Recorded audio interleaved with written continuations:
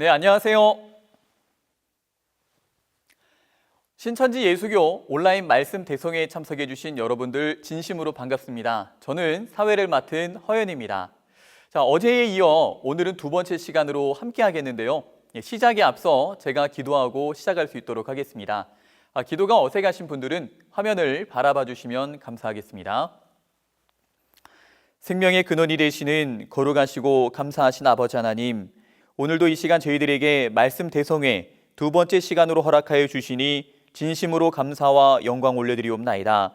오늘 이 대성회에 참여한 모든 분들의 가정 가운데에 사랑과 은혜와 화평이 넘쳐날 수 있도록 함께하여 주시되 보는 눈과 듣는 귀와 깨닫는 마음 또한 허락하여 주시옵소서. 이 모든 말씀 우리 주님 예수님의 이름으로 기도 올려드렸사옵나이다. 아멘. 네, 어제는 하늘 양식이라는 주제로 대성회가 진행이 되었습니다. 자, 오늘은 때를 따른 양식이라는 주제로 준비가 되어져 있는데요. 많은 사람들은 때를 따른 양식 이렇게 하게 되면 아침, 점심, 저녁 식사를 생각하게 되어집니다. 이는 신앙의 유무를 떠나 대부분 이와 같이 생각을 하고 있습니다. 또한 모든 양식에는 유통기한이라는 것이 정해져 있게 되어지죠. 이와 같이 성경 안에 말하는 양식도 때를 따라 찾아 먹어야 하는 그러한 양식이 있고 유통기한이 끝난 양식도 있습니다. 오늘 이 시간을 통해 나는 어떠한 양식을 먹고 있었는지, 또한 앞으로 내가 먹어야 할 양식은 어떠한 양식인지 오늘 이 시간을 통해 깨닫고 모두 때를 따라 주는 양식을 먹기를 소망합니다. 자, 그럼 이제 박정표 강사님을 모시고 말씀 강연 시작할 수 있도록 하겠습니다. 성도님들 안녕하십니까? 저는 신천지 예수교 신학 강사 박정표입니다. 오늘 제가 가지고 온 주제는요, 때를 따라 주는 양식입니다. 제목이 참 희한하죠? 이런 양식이 어디에 있을까? 세상 가게에서는 팔지 않는 양식입니다. 오직 성경 속에 등장하는 양식이죠. 양식이라는 것은 입으로 먹는 육의 양식이 있고요, 또 귀로 들어 먹는 영의 양식이 있었습니다. 그 영의 양식은 말씀이었죠. 그러나 영의 양식 또한 두 가지 종류가 있었습니다. 왜냐하면 두 가지 신이 있었기 때문이죠. 하나는 하나님이 주시는 양식, 또 하나는 사단이 주는 양식이었습니다. 하나님이 주시는 양식은 진리의 말씀이었고, 또 사단이 주는 양식은 거짓말이었습니다. 그러하기 때문에 반드시 두 가지 양식은 분별할 수 있어야 된다라는 말씀 다 기억하고 계시리라 생각을 합니다. 오늘은 하나님께서 예수님을 통해서 주시겠다고 하신 약속이 신약에 있었으니 그 신약에 담겨 있는 예수님이 주시겠다고 하신 때를 따른 양식이 무엇인지 이것에 대하여 구체적으로 여러분들에게 설명을 좀 드릴 수 있도록 하겠습니다. 자, 과연 이런 말씀이 있는지 없는지부터 우리가 확인을 해봐야 되겠죠. 본문의 말씀을 오늘은 정했습니다. 오늘 본문은 마태복음 24장입니다. 먼저 3절 말씀을 읽어보도록 하겠습니다. 예수께서 감람산 위에 앉으셨을 때에 제자들이 종용이 와서 가로되 우리에게 이르소서 어느 때에 이런 일이 있겠사오며 또 주의 임하심과 세상 끝에는 무슨 징조가 있사오리이까. 네, 방금 읽어본 말씀은 마태복음 24장 3절이고요. 예수님과 제자들 사이에 주고받은 질문과 답변입니다. 제자들이 어떤 질문을 예수님께 던지냐면 세상 끝에 있어질 징조에 대해서 예수님께 물었던 것이죠. 누군가가 여러분들에게 세상 끝에 무슨 일이 있습니까? 라고 묻는다라면 어떻게 답변하시겠습니까? 그런 것에는 관심도 없을 뿐만 아니라 질문 한 다순 치더라도 내가 답변할 수 있는 내용 자체가 없죠. 그렇지만 예수님께서는 그 질문에 대하여 답변을 마태 24장 전체를 통해 해주시게 됩니다. 자, 질문이 무엇이었냐면요, 세상 끝에 어떤 징조가 있는지를 물었죠. 자, 이것에 대해서 예수님께서 여러 가지 말씀을 하시면서 양식에 관한 말씀 또한 언급을 해주시거든요. 자, 45절의 말씀을 읽어보겠습니다. 충성되고 지혜 있는 종이 되어 주인에게 그 집 사람들을 맡아 때를 따라 양식을 나눠줄 자가 누구뇨. 네, 45절의 말씀은 간략하게 요약을 좀 해드립니다. 주인이 있고요. 충성되고 지혜 있는 종이 있습니다. 이 종을 통해서 때를 따라주는 양식을 집 사람들에게 먹이겠다 하셨죠. 주인은 예수님이시고요. 그리고 집 사람들은 교회와 교인들이었습니다. 어려운 것은 이 종이 누구인지, 또 때를 따라준다는 이 양식은 도대체 무엇인지, 이것이 어렵죠. 해서 이 시간을 통해서 여러분들에게 종은 누구이며 이 양식은 무엇인지 설명드리고자 하는 것입니다. 하나님은 항상 때마다 시대마다 하나님의 백성들에게 필요한 양식을 공급해 주셨습니다. 3,500년 전 모세 때로 먼저 거슬러 올라가 보겠습니다. 하나님께서는 누구에게 찾아오셨느냐? 모세라는 선지자에게 찾아오셨죠. 그리고 이 모세를 통해서 애굽이라는 나라에서 종로로 타고 있었던 이스라엘 민족을 구해내십니다. 이스라엘 민족은 모세를 따라 나와서 어디를 향해 가느냐? 가나안을 향해 가게 되죠.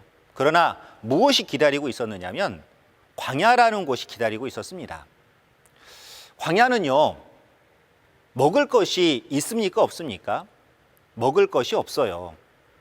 실제로 이스라엘 민족들이 출애굽을 하고 광야에 들어간 지 얼마 되지 않아 먹을 양식이 다 떨어지게 됩니다. 그래서 원망하기 시작하죠. 우리가 애굽에 있었을 때에는 고기를 굽는 가마 옆에 있었고 떡도 배불리 먹을 수 있었는데 모세 당신을 따라 나와서 이 광야라는 곳에서 우리가 전부 다 줄여 죽게 되었다. 이런 원망의 말들이 들려오게 됩니다. 하나님도 그 소리를 들으셨거든요. 그래서 하나님께서 이 이스라엘 민족들에게 양식을 내려주십니다. 자, 먼저 출애굽기 16장 4절의 말씀을 읽어보겠습니다. 때에 여호와께서 모세에게 이르시되 보라 내가 너희를 위하여 하늘에서 양식을 비같이 내리리니 백성이 나가서 일용할 것을 날마다 거둘 것이라. 이같이 하여 그들이 나의 율법을 준행하나 아니하나 내가 시험하리라. 네, 자, 하나님께서 양식을 하늘에서 비같이 내려주신다는 거예요. 그리고 이 백성들로 하여금 일용할 양식을 매일처럼 가서 거두게 하셨던 것이죠. 실제로 이 말씀이 있어진 이후에 아침에 가서 본 바 하늘에서 양식이 내려와 있는 겁니다. 여러분도 서리 같은 거 보셨죠? 우리나라에서 서리빨이 올라왔다 하듯이 온 지면에 흰 것이 가득 덮여 있는 겁니다. 이스라엘 민족이 그것을 본 바 마치 가시와 같다라고도 말하고 있었고요. 맛을 보니 꿀 섞은 과자 같다라고 말을 하고 있습니다. 너무나 맛있었던 모양이죠. 하여 그 이름을 무엇이라 붙이게 되느냐? 만나라고 칭하게 됩니다. 31절도 읽어볼까요? 이스라엘 족속이 그 이름을 만나라 하였으며 가시 같고도 희고 맛은 꿀 섞은 과자 같았더라. 네, 이와 같이 아침마다 하나님께서 양식을 내려주시게 됩니다. 이 양식은 광야 생활하는 40년 내내 매일처럼 내려주시게 되죠. 자, 이 양식을 먹었던 이스라엘 민족 그리고 그 후손들에게 하나님께서는 또한 지켜야 할 법을 내려주시게 되니 그 법이 무엇이었느냐? 율법이었죠.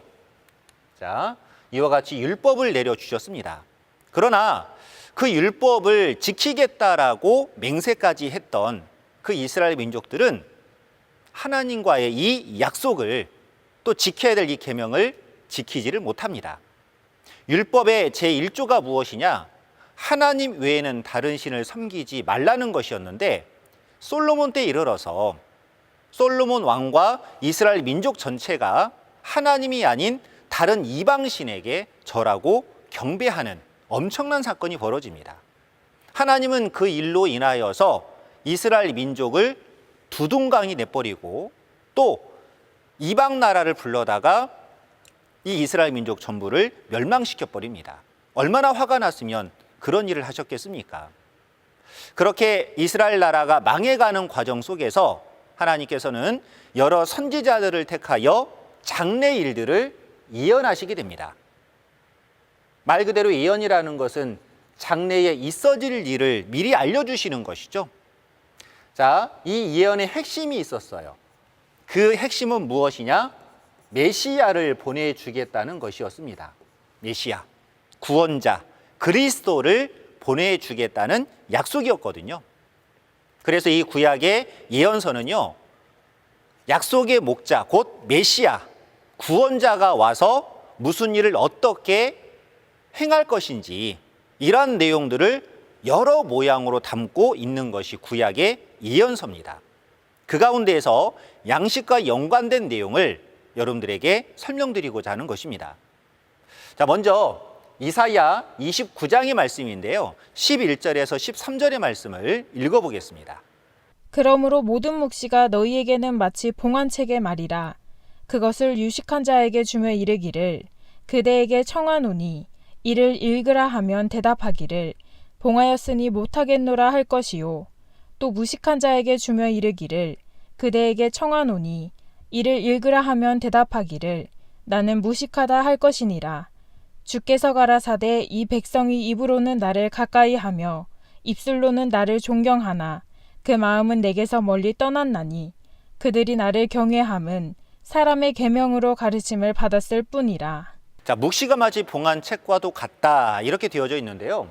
이 묵시라는 것은 곧 예언의 말씀을 가리켜 묵시라 합니다. 이 예언의 말씀이 봉안책과도 같다고 말씀을 하신 건데 이게 무슨 말이냐? 예언은 글로 읽어갈 수는 있죠. 그러나 그 예언의 뜻을 알기가 어렵다는 겁니다. 해서 봉안책과도 같다라고 말씀을 하신 거거든요. 유식한 자에게 물어봤더니 봉해져서 모른다 했죠. 또 무식한 자에게 물어보니까 나는 원래 무식해서 모른다라고 합니다. 여기까지는 참 양심적이죠. 그런데 문제가 되는 건 13절입니다. 왜 문제가 되느냐? 입으로는 가깝죠. 입술로는 하나님을 경외한다 합니다. 그렇지만 마음은 멀다 그래 놨죠? 왜 이렇게 마음이 멀어진 신앙이 되었느냐? 그럼에도 불구하고 왜 스스로는 하나님을 사랑한다, 존경한다, 경외한다, 입으로는 그렇게 고백하는 신앙을 하는 것이냐? 그 이유는 무엇 때문이었느냐? 이 사람의 계명 때문이었습니다. 잘못 가르치고 잘못 배운 것이죠. 하나님의 계명, 하나님의 뜻에 입각하여 가르치고 배워야 되는데 그게 아니라 사람의 계명으로 가르치고 배우다 보니 곧 자의적으로 해석하고 자의적으로 마치 이것이 하나님의 가르침인 양 그렇게 가르치고 배우다 보니 입으로는 주여주 하는 신앙을 하지만 마음은 하나님과 갈라져 버렸다는 것입니다. 자, 묵시가 봉안책과도 같다라는 그 현실 앞에서 그 밑에서 사람의 계명으로 가르치고 배우는 일이 있을 것을 예언해 주셨고요. 그리고 에스겔서에서는 또 다른 내용이 등장하는데 에스겔서 2장과 3장을 보겠습니다. 에스겔 2장 8절에서 10절입니다. 인자야, 내가 내게 이르는 말을 듣고 그 패역한 족속같이 패역하지 말고 내 입을 벌리고 내가 내게 주는 것을 먹으라 하시기로. 내가 보니 한 손이 나를 향하여 펴지고 그 손에 두루마리 책이 있더라. 그가 그것을 내 앞에 펴시니 그 안팎에 글이 있는데 애가와 애곡과 재앙의 말이 기록되었더라. 네, 자 에스겔을 인자라고 합니다. 에스겔을 인자라고 부르더니 뭐라고 하시느냐? 이스라엘 민족같이 패역하지 말라는 거예요. 그러면서 내가 너에게 주는 것을 먹으라 합니다. 그리고 이 인자가 보니까 에스겔이 보니까 한 손이 나타나요. 그 손이 펴지더니 손 위에 무엇이 있음을 보게 되느냐? 두루마리 책을 보게 됩니다. 그리고 10절에서는 그 두루마리 책이 펼쳐지죠. 그 안을 들여본 바 안팎으로 썼다 하는 것처럼 글이 기록되어 있었습니다. 자, 이렇게 펼쳐진 두루마리 책, 이 책이 이제 어떻게 되는지 3장으로 건너가서 1절에서 3절까지 읽어보겠습니다. 그가 또 내게 이르시되 인자야, 너는 받는 것을 먹으라. 너는 이 두루마리를 먹고 가서 이스라엘 족속에게 고하라 하시기로. 내가 입을 벌리니 그가 그 두루마리를 내게 먹이시며 내게 이르시되 인자야, 내가 내게 주는 이 두루마리로 내 배에 넣으며 내 창자에 채우라 하시기에 내가 먹으니 그것이 내 입에서 달기가 꿀 같더라. 자, 에스겔을 인자라고 다시 말씀을 하시면서 이 두루마리 책을 네가 받아 먹고 이스라엘 족속에게 가서 전하라고 고하라고 말을 하게 됩니다. 해서 에스겔 인자가 곧 입을 벌리니까 그 책을 먹이게 됐죠. 해서 그 책을 받아 먹고 보니 입에서는 꿀같이 달더라. 자, 이와 같이 좀 대조적이죠. 이사야 29장에서는 마치 봉안책과도 같다 하더니 에스겔서를 통해서는 인자라는 한 사람이 하나님께서 펼치신 두루마리 책을 받아 먹고 그리고 이 이스라엘 민족들에게 가서 전하는 고하는 그런 일이 있을 것에 대하여 예언해 주시게 된 겁니다. 자, 이런 예언 자체가 과연 어느 시대에 누구를 향해서 하신 말씀이었는지 이것을 이제 구체적으로 살펴보도록 하겠습니다. 때는 언제냐? 바로 초림 때입니다. 초림 때로 가서 볼 텐데요. 자, 초림 때에 먼저 유대교의 현실을 잠깐 보겠습니다. 이 유대교가 초림 때 있었고 그때에 이 유대교단 안에서 지도자들이 있었죠. 성경을 가지고 유대인들, 이스라엘 민족들을 가르치고 또 제사를 인도했던 누가 있었느냐 이와 같이 서기관, 바리새인, 사두개인들 대표적인 인물들이었죠. 성경을 읽어보신 분들이라면 눈에 익은 단어들일 것입니다. 자, 서기관, 바리새인, 사두개인 같은 당시 유대교단의 지도자들이 있었고 이 지도자들의 가르침, 교육을 통해서 유대인들은 신앙을 하고 있었던 것이죠. 이들은 무엇을 가르쳤느냐?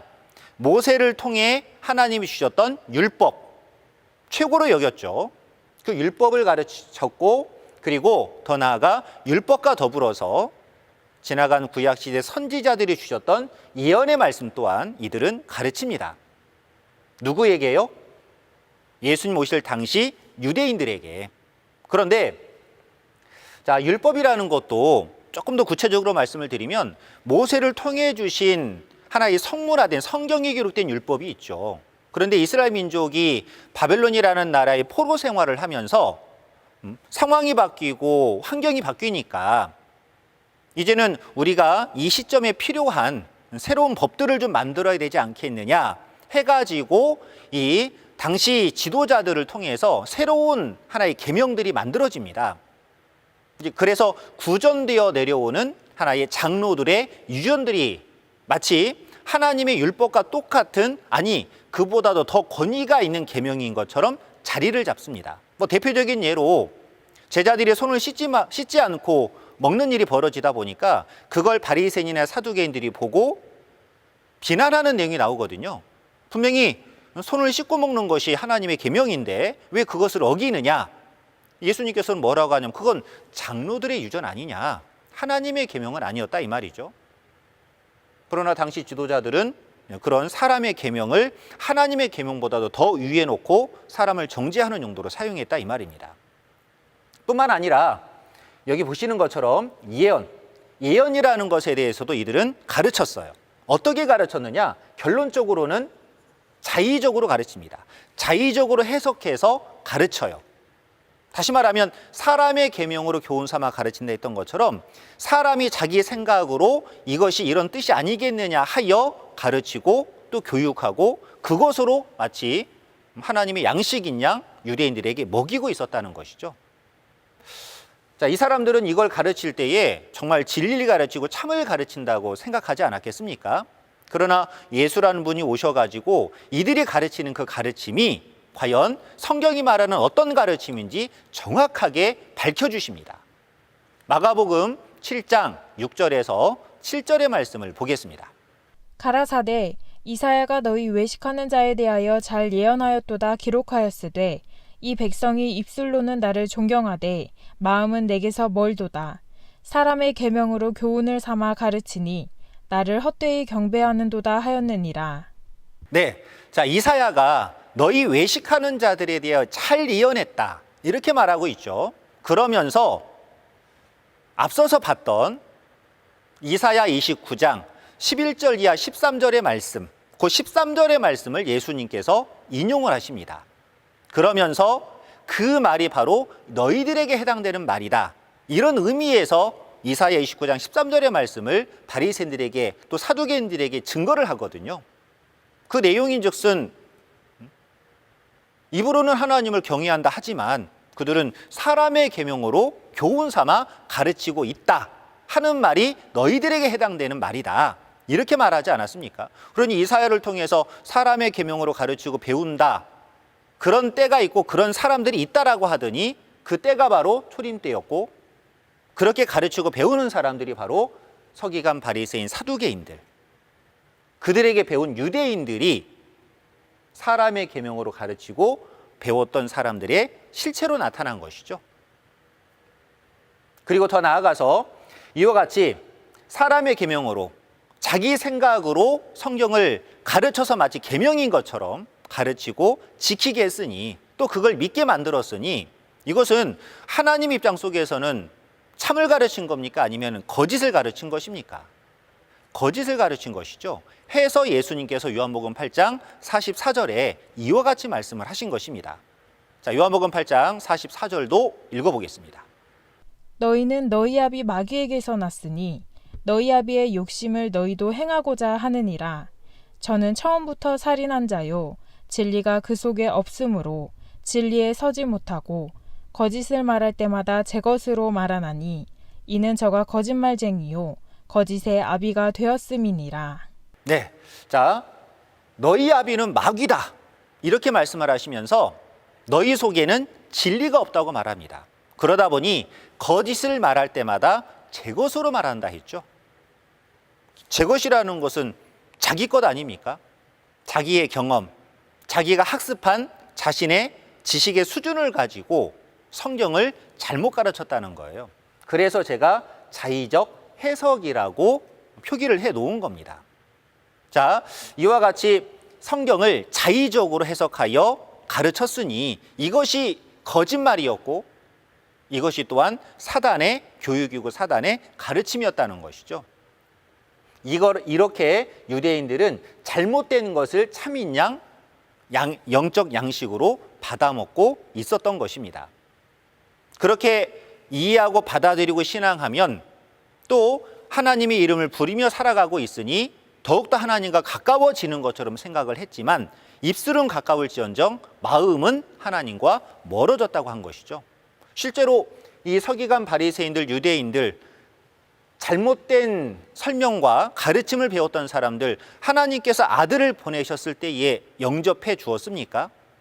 영접은커녕 십자가에 매달아라 그렇게 농성했던 사람들입니다. 시위했던 사람들이죠. 진짜 하나님 마음과는 멀어지지 않았습니까? 그 이유가 무엇이냐? 사람의 계명 때문이었습니다. 자의적 설명, 자의적 해석 때문이었다 이 말이죠. 바울도 이들 편에 서서 예수 믿는 사람들을 무척이나 핍박했던 사람입니다. 나중에는 예수님 만난 후에 많은 변화가 일어났죠. 그 바울이 아주 의미심장한 말을 하거든요. 사도행전 13장 27절을 읽어보겠습니다. 예루살렘에 사는 자들과 저희 관원들이 예수와 및 안식일마다 외우는 바 선지자들의 말을 알지 못하므로 예수를 정죄하여 선지자들의 말을 응하게 하였도다. 예, 예루살렘에 사는 자들, 또 관원들, 지도자들이죠. 이 사람들이 안식일마다 외우기까지 했는데 희한하게도 선지자들의 말을 알지 못했다는 거예요. 그러므로 어떤 결과가 나타나느냐? 예수를 정죄하여 선지자의 말을 응하게 만들었다는 것입니다. 그러니 당시 유대교단의 전통이 있는 목자들이었지만 또 오랜 세월 동안 율법과 더불어 가르쳐왔던 사람의 계명들이 있었지만은 사도행전 13장 27절에 가서 본 바 그들은 하나님의 뜻을 알지 못했다는 거예요. 그 말씀의 뜻을 알지 못한 채 문자 그대로 이해하거나 또는 자의적으로 해석하여 유대인들에게 가르쳐 먹이고 있었다는 것입니다. 그러니 성경을 알지 못해도 가르칠 수 있어요. 어떻게 가르치느냐? 자기 식대로 가르치는 겁니다. 임의대로 가르치는 것이죠. 자, 이렇게 사람의 계명으로 가르치고 배워 하나님과 멀어져 있을 때에 어떤 일이 벌어지느냐? 하나님께서 아들 예수님을 보내시죠. 자, 이와 같이 이 유대교단 안에 하나님께서 예수님을 보내시게 됩니다. 예수님도 오셔가지고 말씀을 전하셨죠. 자, 예수님은 어떤 말씀을 전하셨느냐? 미리 말씀을 드린다라면 구약의 예언이 이루어진 말씀을 전하십니다. 요한복음 17장 8절을 읽어보겠습니다. 나는 아버지께서 내게 주신 말씀들을 저희에게 주었사오며 저희는 이것을 받고 내가 아버지께로부터 나온 줄을 참으로 아오며 아버지께서 나를 보내신 줄도 믿었사옵나이다. 자, 예수님께서 무엇을 말씀하셨냐면 아버지께서 내게 말씀을 주셨다 했죠. 그러니 예수님께서는 하나님에게서 말씀을 받으신 겁니다. 이미 구약에 우리가 앞전에 살펴봤죠. 에스겔 2장과 3장이었습니다. 하나님께서 두루마리 책을 펼치셔서 인자에게 먹이시고 이스라엘 민족들에게 가서 전하라고 하셨죠. 그 예언이 지금 예수님에게 이루어진 것입니다. 예수님께서는 그 펼쳐진 두루마리 책을 하나님에게서 받으신 거예요. 그러니 그 책 자체가 지금 어디로 왔습니까? 예수님께로 와 있죠. 예수님 뱃속으로 들어간 거예요. 그리고 예수님 뱃속으로 들어갔으니만큼 이제는 예수님에게서 무엇이 나오겠습니까? 받아 먹으신 말씀이 나오는 것이죠. 그렇죠. 받아 먹은 말씀이 나오는 것입니다. 그리고 그 말씀에 대해서 마태복음 11장 27절에서는 예수님께서 또 어떻게 표현하시는지 살펴보도록 하겠습니다. 자, 27절 읽어봅니다. 내 아버지께서 모든 것을 내게 주셨으니 아버지 외에는 아들을 아는 자가 없고 아들과 또 아들의 소원대로 계시를 받는 자 외에는 아버지를 아는 자가 없느니라. 네, 자, 아들과 또 아들의 소원대로 계시를 받는 자 외에는 아버지를 알 자가 없다 이렇게 말하고 있거든요. 그러니 이 말씀 자체가 바로 계시라는 것을 알 수가 있죠. 예수님은 뭐 어떤 신학교에 가서 배운 것도 아니고요. 유명한 스승을 통해서 배운 것도 아닙니다. 또 스스로 연구한 것도 아니에요. 기록된 말씀처럼 계시를 받았고요. 누구에게서요? 하나님에게서 계시를 받은 것이고 그 계시받은 것을 또 사람들에게 전했던 것입니다. 사람들이 받아주는 것이 소원이었다고 말을 하고 있죠. 자, 그래서 이 예수님께서는 이제 하나의 인자의 입장에서 펼쳐진 두루마리 책을 받아 먹으셨고 그 받아 먹으신 예수님께서는 그 책의 내용을 가지고 이스라엘 민족들에게 가서 전하셨던 겁니다. 이들에게 가서 왜 전하는 것이냐? 사람의 계명으로 잘못 가르치고 배우고 있었으니까요. 제대로 된 것을 예수님은 가서 전하기 시작하셨던 것이죠. 자, 이렇게 말씀과 하나가 되신 예수님, 이제는 그 예수님이 자신을 어떻게 표현하시느냐? 요한복음 6장을 가서 보겠습니다. 자, 요한복음 6장 49절에서 51절까지 읽어봅니다. 너희 조상들은 광야에서 만나를 먹었어도 죽었거니와 이는 하늘로서 내려오는 떡이니 사람으로 하여금 먹고 죽지 아니하게 하는 것이니라. 나는 하늘로서 내려온 산떡이니 사람이 이 떡을 먹으면 영생하리라. 나의 줄 떡은 곧 세상의 생명을 위한 내 살이로라 하시니라. 네, 예수님께서 자신에 대해서 하늘에서 내려온 산떡이라고 말씀을 하십니다. 지나간 옛날 모세 때도 하나님께서 하늘에서 떡을 내려주셨죠. 만나였습니다. 그런데 그 양식은 먹어도 사람이 죽었죠. 예수님께서는 자신을 떡이라 하시면서 자신을 떡이라 했다라는 것은 하나님께서 내려주신 만나라는 것을 말씀하고자 했던 것입니다. 그리고 이것은 모세 때의 떡과는 다르다는 거예요. 이 떡을 먹으면 영생한다는 겁니다. 근데 이 떡이 자신이라는 거죠. 그러니 당시 유대인들이 이 말을 들었을 때에는 이게 이해가 되겠습니까? 또 많은 오해가 있었습니다. 심지어 예수님께서 자신을 떡이라 하시면서 51절 끝에 가서 보시면 이 떡은 세상의 생명을 위한 내 살이라고 이렇게 말씀을 하십니다. 그랬더니 유대인들의 반응이 어떻게 자기의 살을 우리에게 주어 먹게 하겠다는 소리냐 이렇게 받아들이거든요. 예수님은 그 말을 듣고 이어서 또다시 이제는 자신의 살과 더불어 피까지 마시라 그럽니다. 그러면 마지막 날에 다시 살 거라 이렇게까지 말씀을 하세요. 뭐 지금 당장 영원히 산다는 것도 아니고 마지막 날에 산다 이렇게 말씀을 하십니다. 그러면서 내 살은 참된 양식이고 내 피는 참된 음료다라고 말씀을 하시죠. 이런 말씀을 들은 당시 유대인들 가면 갈수록 더 많은 오해가 생기죠. 그러다 보니 서로 이해가 안 되니까 수근수근돼요. 예수님은 그걸 보시고 그 사람들이 이해가 안 되니 많은 의심을 하고 있구나 하여 예수님이 그 말의 의미를 설명을 해줍니다. 자, 63절 읽어볼까요? 살리는 것은 영이니 육은 무익하니라. 내가 너희에게 이른 말이 영이요 생명이라. 네, 살리고자 하는 것은 영이지 육이 아니다. 다시 말하면 육의 양식을 먹으면 육이 살겠지만, 다시 말하면 예수님의 육적인 살과 피를 먹으면야 육체에 도움이 되고 양식이 되겠지만, 내가 살리고자 하는 것은 영이다 하시면서 내가 너희에게 이른 말이 곧 영이고 생명이라고 하신 거죠. 이 말씀 속에 생명이 있고 내가 너희에게 주는 이 말씀이 곧 너희에게 영생하는 양식이 된다라는 의미에서 말씀을 하신 겁니다. 이 말을 예수님께서 이렇게 설명까지 해주셨지만 당시 많은 제자들은 이 말은 참으로 어렵도다 하면서 다시는 예수님과 함께 다니지 않더라. 66절에 그래 놨거든요. 예수님이 이단이고 사입이어서 그랬던 것이 아니라 말씀을 들었던 사람들이 이해를 못했던 겁니다. 깨닫지를 못했던 것이죠. 하여 예수님이 제자들에게도 묻습니다. 너희들도 떠나가려느냐? 그때에 베드로가 아주 유명한 고백을 했던 것이죠. 우리 요한복음 6장 68절도 보겠습니다. 시몬 베드로가 대답하되 주여 영생의 말씀이 계심에 우리가 뉘게로 가오리이까.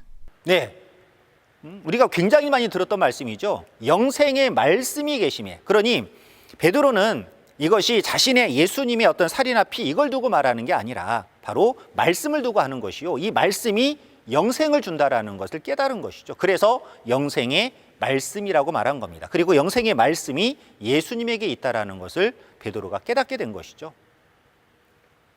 자, 이처럼 2000년 전 예수님께서는 하나의 영생의 말씀을 가지고 오셨는데 그 영생의 말씀이 무엇이냐? 앞서 말씀드린 것처럼 구약의 예언이 이루어진 말씀이었다는 겁니다. 자, 조금 더 이해를 돕기 위해서 누가복음 24장 44절의 말씀을 읽어보겠습니다. 또 이르시되 내가 너희와 함께 있을 때에 너희에게 말한 바 곧 모세의 율법과 선지자의 글과 시편의 나를 가리켜 기록된 모든 것이 이루어져야 하리라 한 말이 이것이라 하시고. 네, 내가 너희와 함께 있을 때에 말하지 않았느냐 하시면서 모세의 율법, 그리고 선지자의 글, 그리고 시편에 나를 가리켜 기록된 모든 것이 다 이루어져야 하리라 한 말이 이 말이라. 이루어져야 된다고 하지 않았습니까? 이루어지기 전에는 설명할 길이 없죠. 양식으로 먹여줄 수가 없어요. 그렇지만 예수님이 오셨고 예수님을 통해서 구약의 모든 예언들이 다 이루어진 겁니다. 이루어질 때마다 예수님은 제자들에게 양식으로 이렇게 이루어졌다라며 먹였던 것이죠. 그래서 그게 때를 따른 양식이 되는 것입니다. 때를 따른 양식, 곧 구약의 예언이 예수님을 통해 이루어졌죠. 이루어질 때마다 예수님이 당시 사람들에게 알렸던 거예요. 그것이 때를 따른 양식의 의미가 됩니다. 2000년 전 예수님도 이와 같이 모세 율법, 선지자의 글, 시편에 예수님에 관한 글들이 흩어져 있기 때문에 그 말씀들이 예수님을 통해 이루어질 때마다 율법을 펼쳐놓고 또 선지자의 글을 펼쳐놓고 또 시편의 글을 펼쳐놓고 가르치고 또 영적으로 먹여줬던 것이죠. 또 그것이 가능했던 것은 예수님도 하나님이 펼치신 두루마리 책을 받아 먹었기 때문에 전할 수가 있게 된 것입니다. 자, 해서 이와 같이 2000년 전 예수님이 주시는 때를 따른 양식은 무엇이냐? 정리한다라면, 자, 구약의 예언이 이루어진 말씀이 2000년 전 그 시대를 살아가는 신앙인들이 반드시 먹어야 하는 때를 따른 양식이요. 이 때를 따른 양식을 예수님께서는 만나라고 하신 거죠. 만나. 지나간 모세 때에 하늘에서 내려주신 육적인 만나를 들어다가 이제 진짜 영생하게 하는 참된 만나가 내려왔으니 그 만나가 바로 예수님이 가지고 오신 말씀이라는 것을 설명하고 있었던 것입니다. 그 말씀이 곧 구약의 예언이 이루어진 말씀이었죠. 자, 그러나 안타까운 것은 예수님께서 이 땅에 계셨다라면 예수님을 통해서 계속해서 영생의 말씀을 먹을 수가 있지만 예수님이 십자가 지고 떠나가시지 않았습니까? 떠나가시는 예수님께서 또 사복음서와 또 요한계시록을 통해서 장래에 있어질 일을 예언하시게 됩니다. 그 예언 속에요, 예수님께서 특별한 양식을 또 소개해 주고 가셨거든요. 그 양식이 무엇이냐? 마태복음 6장 11절에서는 일용할 양식이라고, 일용할 양식. 해서 우리가 항상 교회를 다니시는 분들, 그런 분들은 오늘도 이렇게 일용할 양식을 주셔서 감사합니다, 이런 기도를 그냥 하는 게 아니라 마태복음 6장에 주님 가르쳐 주신 기도였죠. 그 내용 안에 보시면 오늘날 우리에게 일용할 양식을 주시옵소서 이렇게 구하라 하지 않았습니까? 그래서 이 신약 안에도 일용할 양식을 예수님께서 구하라고 말씀해 주셨죠. 또 오늘 본문이었습니다. 마태복음 14장 45절에서도 충성되고 지혜 있는 종을 통해서 때를 따라 주는 양식을 먹여주겠다고 하셨죠. 그리고 또 하나, 자, 계시록 2장 17절 읽어보겠습니다. 귀 있는 자는 성령이 교회들에게 하시는 말씀을 들을지어다. 이기는 그에게는 내가 감추었던 만나를 주고 또 흰 돌을 줄 터인데 그 돌 위에 새 이름을 기록한 것이 있나니 받는 자밖에는 그 이름을 알 사람이 없느니라. 네, 자, 요한계시록은 예수님의 계시입니다. 예수님이 주신 말씀인데요. 2장 17절에 가서 본 바 예수님께서 이기는 자에게 무엇을 주시느냐? 감추었던 만나를 주시겠다라고 예언하신 거예요. 자, 사복음서와 요한계시록 안에 양식에 관한 예언이 있었다는 것이죠. 양식에 관한 예언. 때를 따른 양식, 감추었던 만나. 2000년 전 예수님께서 인자이시자 만나였거든요. 그렇죠? 그 시대 사람들이 먹어야 될 만나가 예수님이셨는데 그 예수님께서 또다시 무엇을 말씀하셨느냐? 감추어진 만나가 있다는 거예요. 만나. 도대체 이것이 무엇일까? 일단 우리가 배운 것을 좀 동원해서 해석을 해본다면 만나라는 것은 말씀이었죠. 말씀. 만나라는 것은 말씀입니다. 그렇다면 말씀은 말씀인데 어떤 말씀이냐? 감추어진 말씀이 있다는 거예요. 감추어진 말씀. 과연 어떤 것이 감춰져 있는지, 또 감추어짐으로 어떤 일들이 또 신앙세계에서 있어졌던 것인지, 또 감춰졌다라면 언제까지를 감춰놓는 것이 아니라 때가 되면 주시겠다고 한 거 아니겠습니까? 이것이 주어질 때는 또 어떻게 나타나는 것인지 보도록 하겠습니다. 자, 세월은 지나 이제 재림 때가 되었습니다. 재림 때 성경을 들고 하나님과 예수를 믿는 그 신앙세계가 바로 개신교죠. 이 개신교 안에도 많은 성직자들, 또 이와 같은 목자들이 있습니다. 손에는 성경이 들려져 있고 또 많은 것들을 가르쳐 왔죠. 가르쳤던 것을 두 가지로 정리를 해본다라면 이와 같이 2000년 전 예수님을 통해서 이루셨던, 다시 말하면 구약의 예언이 이루어진 말씀들을 지금까지 전해오셨습니다. 자, 여기에 또 하나, 현재 무엇을 가르치고 있느냐? 예수님이 다시 오신다는 것과 더불어서 예수님이 하신 신약의 예언들을 가르치고 있죠. 그런데 중요한 것은 이 신약의 예언을 가르치는데 어떻게 가르치느냐? 이와 같이 2000년 전 서기관 바리새인처럼 자의적으로 해석하여 가르칩니다. 그 증거가 있느냐라고 물어보실 텐데요. 그 증거는 바로 이겁니다. 주석. 여러분도 성경을 가지고 신앙하는 분들, 어떤 성경 가지고 신앙하고 계십니까? 대부분의 많은 분들 90% 이상이 주석 성경을 가지고 신앙하고 계실 거라고 봅니다. 말 그대로 주석이라는 것은 단어나 문장의 의미를 이해하기 쉽도록 쉽게 풀었다는 얘기거든요. 그렇죠. 그런데 이 주석 성경마다 설명이 같습니까? 다릅니까? 다 달라요. 천차만별이거든요. 그 말인즉슨 사람들이 스스로 자의적으로 해석했다는 말 아니겠습니까? 진리는 하나여야 하는데, 하여 많은 목자들은 구약의 예언이 이루어진 말씀에 대해서는 잘 가르치죠. 그런데 안타까운 것은 신약의 예언, 이것에 대해서는 보고 들은 바가 없다 보니 흘러내려왔던 주석서를 참고하여 가르치고 또 교훈하며 먹이고 있었습니다. 누구에게요? 그리스도인들에게. 그리스도인들은 또 그것이 참인이라고 생각을 하고 그 가르침을 좋아라 하며 믿고 따르고 있는 것이 오늘날의 현실 아니겠습니까? 자, 그런데 분명히 감추었던 만나, 감추어진 것이 있다라고 말하고 있었죠. 그런 것이 있는지 없는지 확인해 봐야 될 것 아니겠습니까? 자, 그래서 확인을 해보도록 합니다. 자, 이렇게 신약의 예언을 자의적으로 가르치고 있을 때에 하나님께서는 또 어떤 일을 신약 성경에 예언을 해주셨느냐? 자, 계시록 5장인데요. 우선 계시록 5장 1절을 한번 읽어보도록 하겠습니다. 내가 봄에 보좌에 앉으신 이의 오른손에 책이 있으니 안팎으로 썼고 7인으로 봉하였더라. 네, 자, 보좌에 앉으신 이가 있습니다. 하나님이시죠. 그런데 이 하나님의 오른손에는요, 무엇이 있습니까? 이와 같이 7인으로 봉해진 책이 있어요. 안팎으로 썼다 그래 놨죠. 여러분, 이 내용을 보니까는 지나간 구약 때에 어떤 내용이 떠오릅니까? 에스겔서에도 가서 보니까요, 두루마리 책이 있었죠. 펼쳐지기 전에는 이게 말려 있었던 거 아니겠습니까? 그리고 봉해져 있었던 것이죠.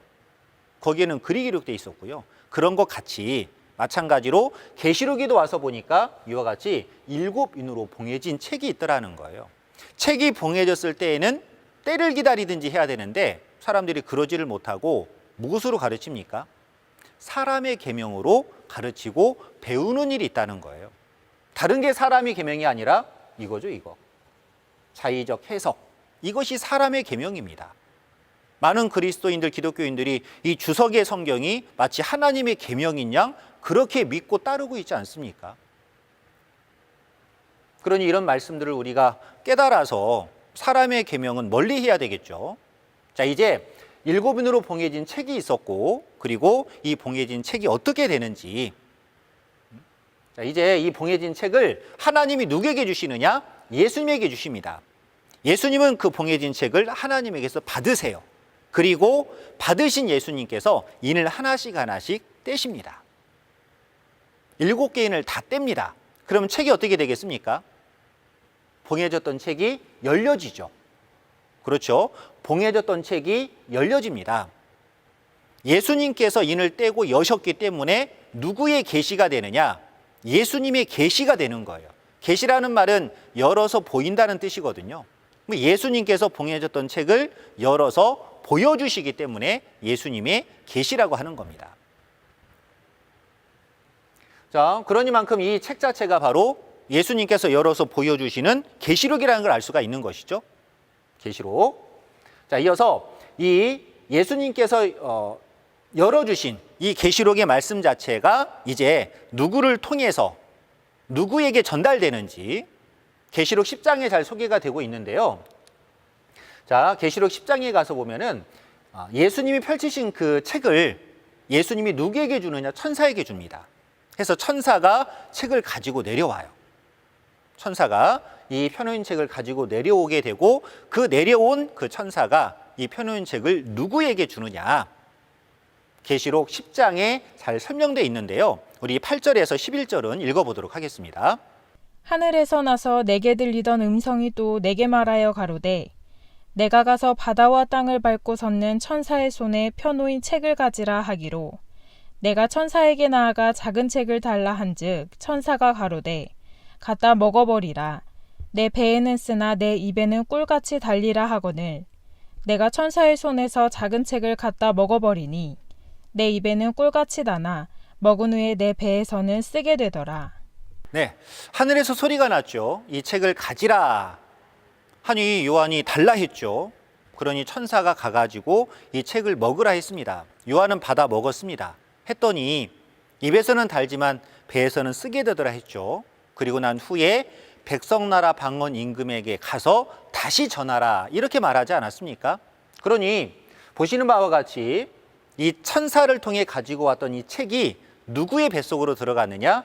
한 목자의 뱃속으로 들어간 것입니다. 마치 2000년 전 열려진 두루마리 책이 인자의 뱃속으로 들어간 것 같이 마찬가지 예수님께서 펼치셨던 이 책이 천사의 손을 거쳐 이와 같이 한 사람의 뱃속으로 들어간 것이죠.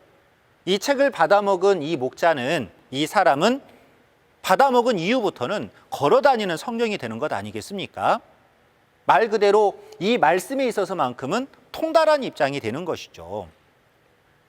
자, 그리고 이 목자는 또한 예수님께서 책을 펼치시고 기록된 말씀대로 이루실 때에 그 이루시는 예수님 옆에서 이루시는 모든 것들을 직접 본 자입니다.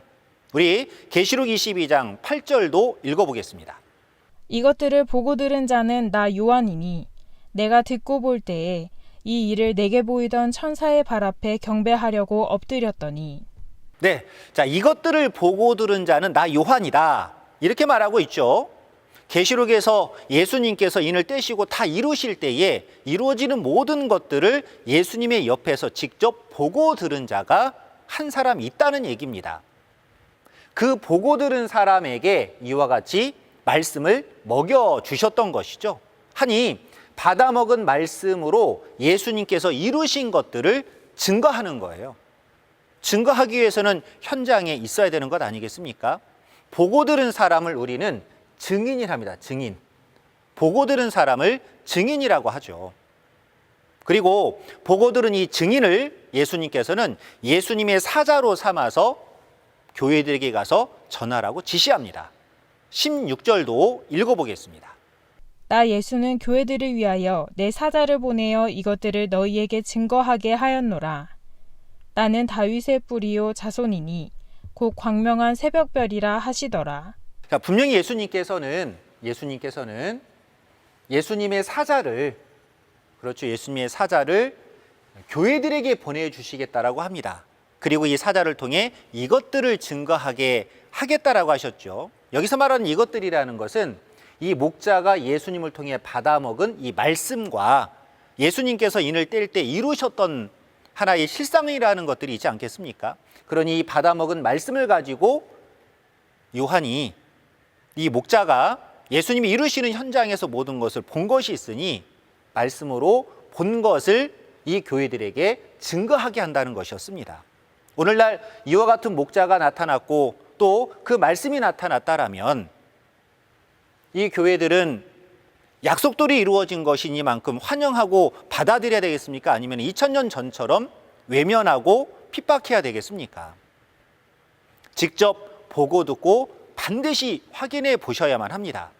제자들은 사람들의 말에 좌우지되지 않았죠. 직접 예수님의 말씀을 들어보고 끝까지 예수님을 따라다니며 확인했습니다. 그러했기 때문에 온전한 믿음을 소유할 수 있었던 거 아니겠습니까?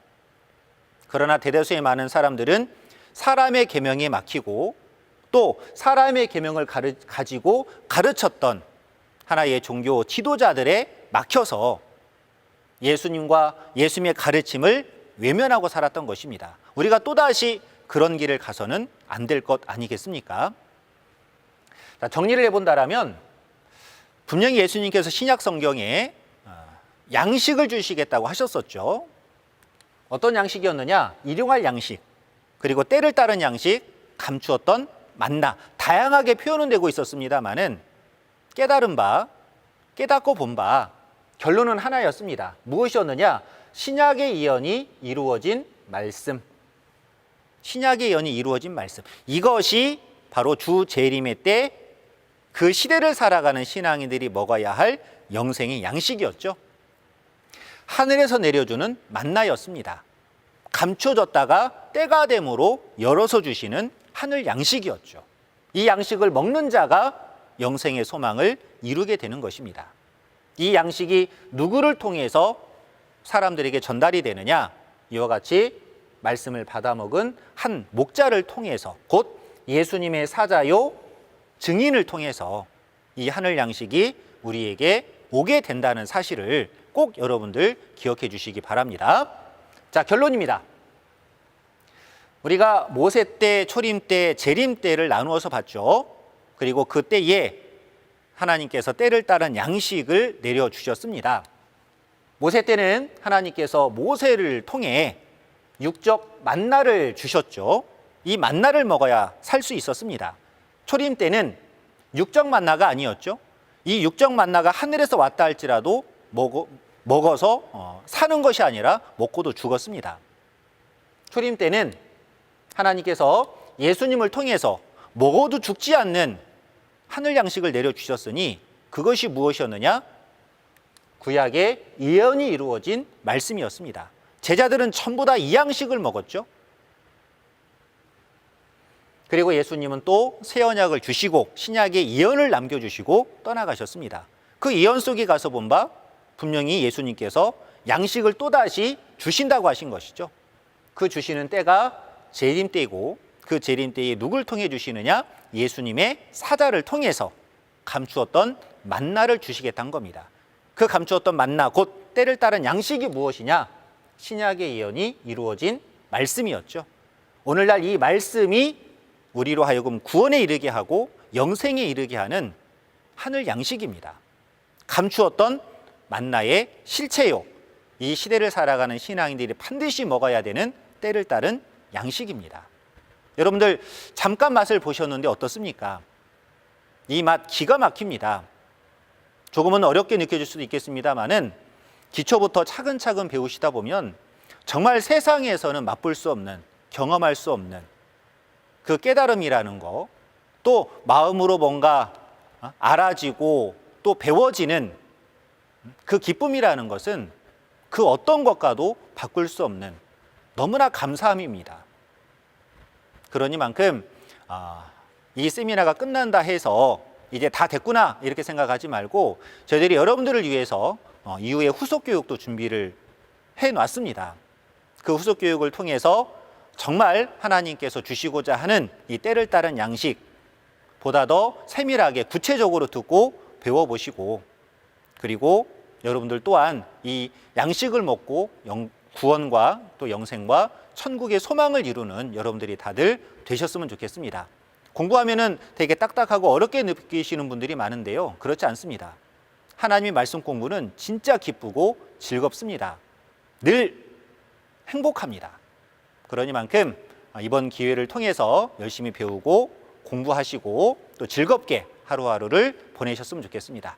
이상으로 해서 마치도록 하겠습니다. 감사합니다. 네, 귀한 말씀 허락해 주신 하나님과 예수님께 진심으로 감사드립니다. 자, 광고 말씀 잠깐 드릴 수 있도록 하겠습니다. 오늘 말씀 대성회에 이어 다음 주 19일 월요일과 22일 목요일 이틀에 걸쳐 후속 교육이 준비가 되어져 있습니다. 말씀을 더 깊이 알고 싶으신 분들의 많은 참여 부탁을 드리겠습니다. 자, 그럼 끝으로 주님께서 가르쳐 주신 기도로 모든 순서 마칠 수 있도록 하겠습니다. 하늘에 계신 우리 아버지여, 이름이 거룩히 여김을 받으시오며 나라의 임하옵시며 뜻이 하늘에서 이룬 것 같이 땅에서도 이루어지이다. 오늘날 우리에게 일용할 양식을 주옵시고 우리가 우리에게 죄 지은 자를 사하여 준 것 같이 우리 죄를 사하여 주옵시고 우리를 시험에 들게 하지 마옵시고 다만 악에서 구하옵소서. 나라와 권세와 영광이 아버지께 영원히 있사옵나이다. 아멘. 네, 감사합니다.